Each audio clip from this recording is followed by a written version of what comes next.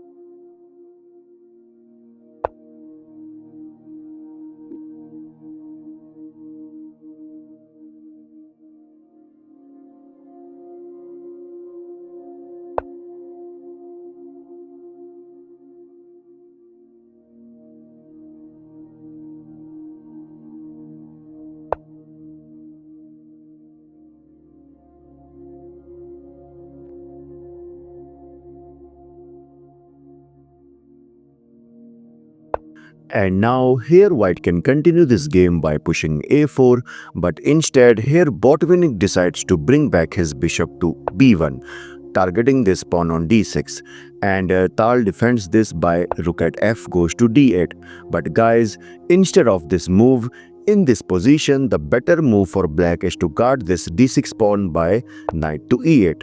This is because it also opens the diagonal for this bishop, which can directly create pressure on the knight on c3 supported by this queen. And suppose if white decides to bring this queen to c1, getting out from any pin, but now black can start pushing his queenside pawn by playing b5. And after takes f4.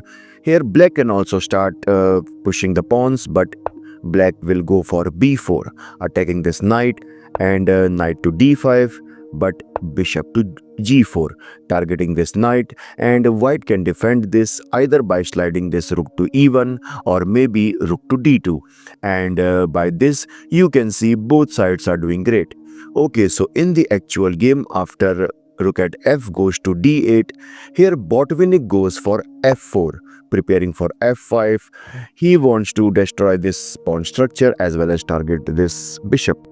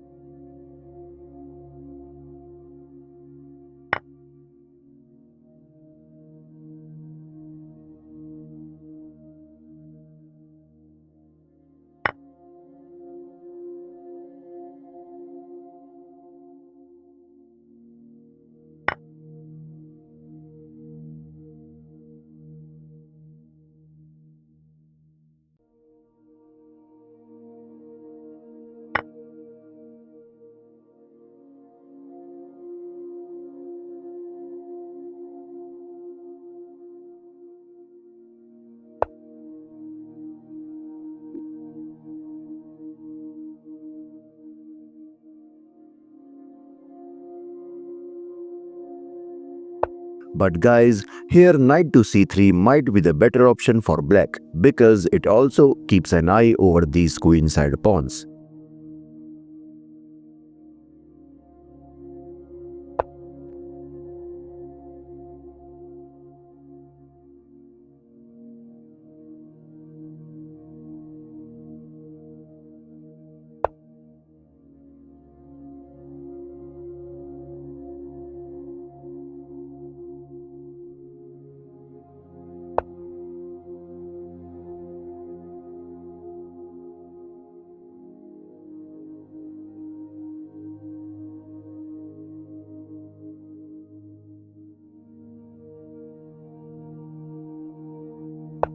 And as you can see, here Botvinnik is preparing to push g4, generating a pawn storm towards Mikhail Tal.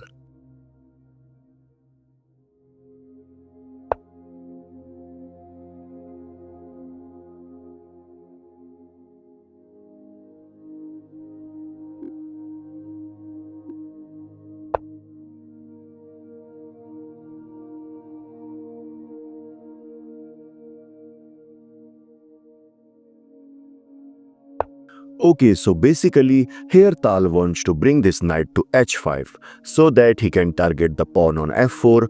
Also, the bishop can anytime go to this c3 square, which will attack this rook. But to stop this, here Botvinnik finds the best move g4, which prevents the move knight to h5.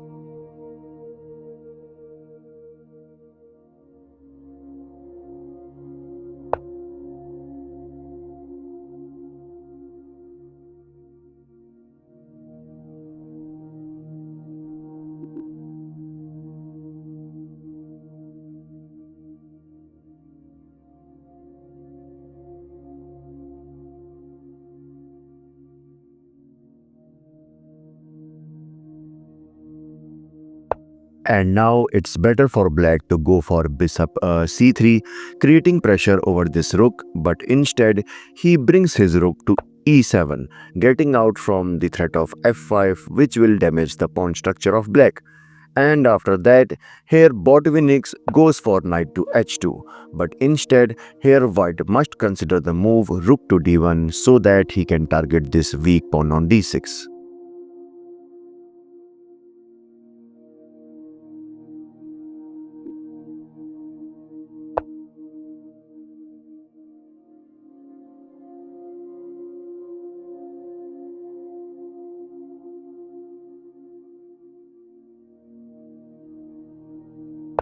And guys, in this position, here Tal finds the best move, knight to e6. He decides to give up this rook, and obviously white cannot capture it due to the threat of knight takes f4 check, and black will be a pawn up. So that's why here Botvinnik firstly slides his rook to f1, guarding this pawn on f4.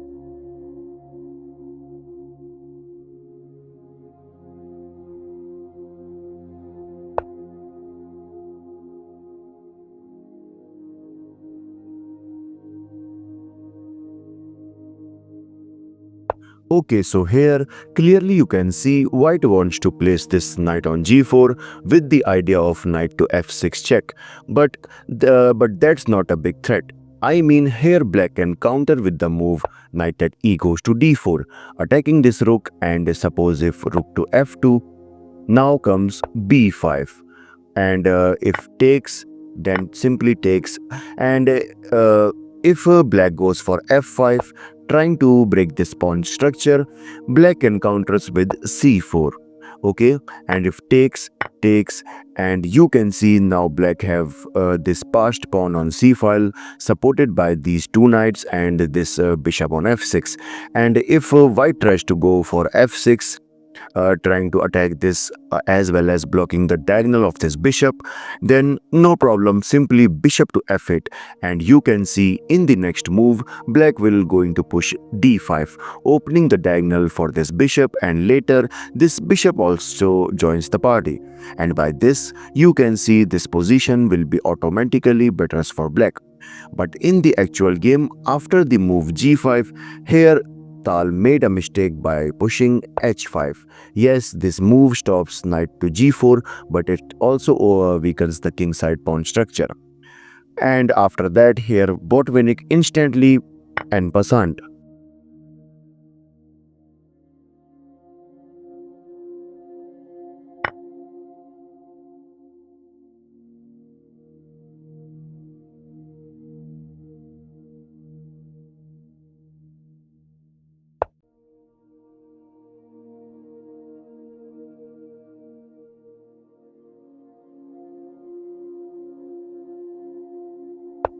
And now he can continue this game with the rook to f2 with the idea of pushing the f pawn further.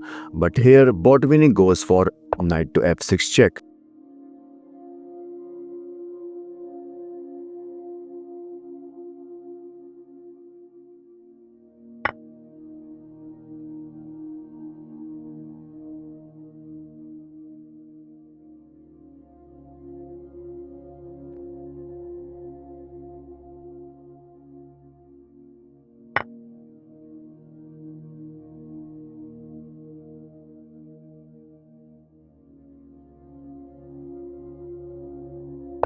Okay, so basically Tal wants to make a route for this rook so that it can go to this e6 square, which will target this bishop.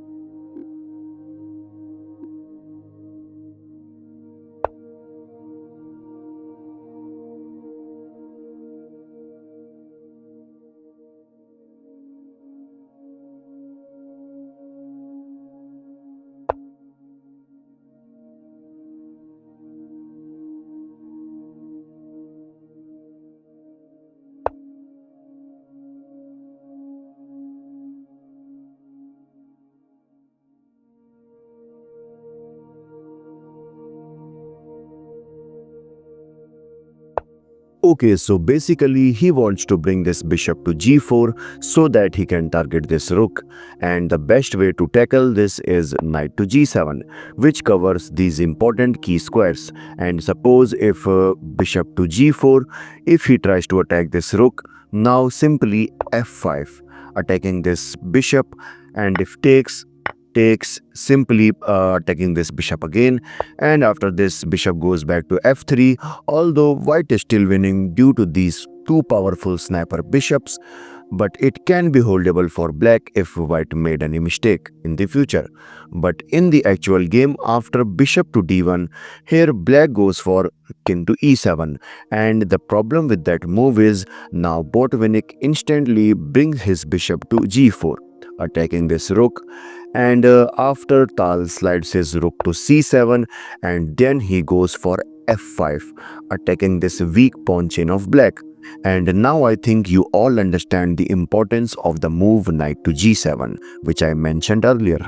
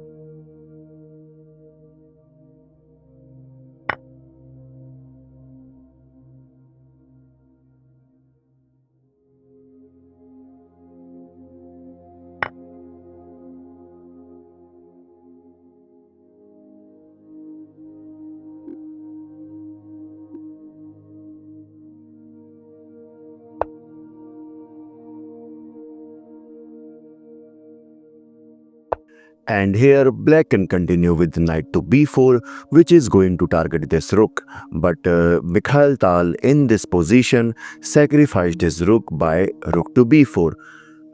This is because suppose after bishop takes b4, uh, if knight takes b4. If white decides to defend this rook by moving it to anywhere, like suppose rook to d2, now comes knight takes f6, and by this now you can see Tal successfully created these weak isolated pawns of white. And suppose if rook to d1, king to e7, if e5, knight to e8, and clearly you can see everything is well defended. Okay, so in the actual game, after knight takes b4, here Botvinnik simply captured this knight, and Tal captured this rook. And after takes, takes, now you can see this game is in complete favor of white.